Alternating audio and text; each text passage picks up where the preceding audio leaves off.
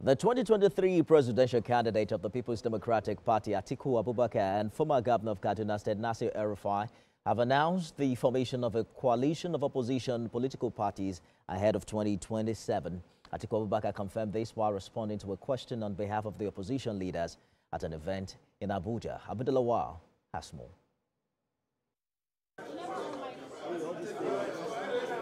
This gathering is an indication of a coalition of opposition political forces. This coalition is aimed at uniting various political factions to present a more formidable challenge to the ruling party. Coalition of opposition political parties, we have reached out to our members in the National Assembly. The coalition led by Atiku Abubakar strongly rejects the introduction of a state of emergency in Rivers State. However, while the former vice president was calling on the National Assembly to void President Bola Tinubu's declaration of a state of emergency, the lawmakers instead ratified it, citing national security, peace and stability. The issue was the diversion of the Rivers State House of Assembly. The President could have encouraged the National Assembly to intervene under Section 11 of the Constitution. However, even under such an intervention, the governor and deputy governor cannot be removed by any arm of government except through constitutional means. No legislation or constitutional amendment has changed that, so that is the law. No one, no person or authority can remove an elected official, whether governor, deputy governor, or member of the legislature. This coalition's strength will depend on several factors, including the ability to maintain unity among diverse political ideologies, including how they effectively communicate their platform to voters and mobilize grassroots support.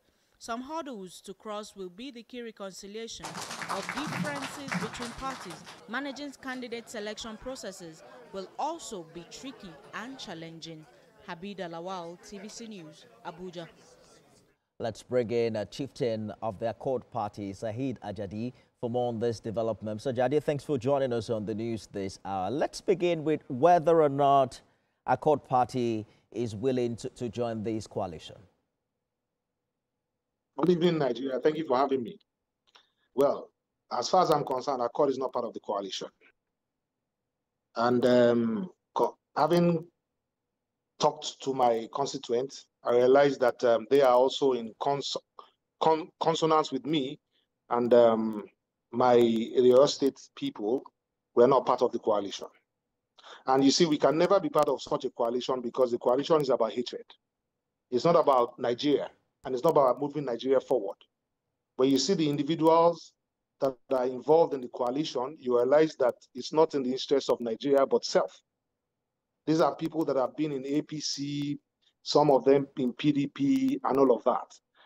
Most of them have been given opportunities to serve. They serve themselves, not Nigeria. So for me personally, I don't see that as a coalition that will stand against the APC. Why? Because when you look at the people that are sitting down at the briefing, Atiku Abubakar, as an individual of PDP, has been trying to be the president of Nigeria for so long. If I am given the opportunity, I will never be in a camp with Atiku Abubakar because I went into politics because of Atiku Abubakar specifically, and Obasanjo, because of their tenure of office and the way they mismanaged Nigeria. Our properties were sold, and the result is what we're having today. Because without assets, you cannot value. That's why the Naira keeps going down. We are not productive because they have sold all our assets. Instead, the BP of El-Rufai at that time stamped all that Atiku Abubakar did and was given the opportunity to become Minister of FCT. All right. So for me, El-Rufai is a serial traitor and a betrayer. Well, that's a huge allegation to make and to call a person on TV. We have results and evidence of what has been happening. When you say that hatred is the motivating factor, Mr. Jadi, I want to take you back to just a minute. I want to take you back to 2015 when APC won against the incumbent PDP. We saw a lot of defection and coalition in this regard. You don't think that is what is necessary if you will stand a chance against an incumbent party at the national level? That's why I'm giving you the instance of what is happening. Because that time, people had the interest of Nigeria at heart. That was why the coalition was formed with Buhari, and he actually won because of the fact that he has the heart to serve. Atiku Abubakar has served Nigeria before. Atiku Abubakar said, and I quote, we were given opportunities to have giving contracts to people for electricity generation, and we gave them 100%. And unfortunately, there was no production. Such a person, should he be given the opportunity again? No. Time is of essence for Nigeria. The results of yesterday is what we are seeing today. El-Rufai was given the opportunity to serve. BP, he was the MD or chairman of BP. They sold all our properties. El-Rufai did not tell Obasanjo at that time that it is better for Nigeria to own 40% of stake in everything that we owned. Rather, you sold everything out. I'm a businessman and I'm a politician. The reason why I came into politics was that I had opportunity with federal government. I resigned my appointment because of Atiku Abubakar, El-Rufai, and Obasanjo. Because I don't believe in selling all our properties. You cannot go to the bank and say you want to invest. All right. They will ask you for a collateral. If you don't have a collateral, you are devalued. So and that's why the dollar and against the naira keeps slipping. So if I'm to be in a coalition because I'm in a Accord party, I will not be with them. Good place to live it. Because they have not proven to me that they are patriotic. Good place to live it.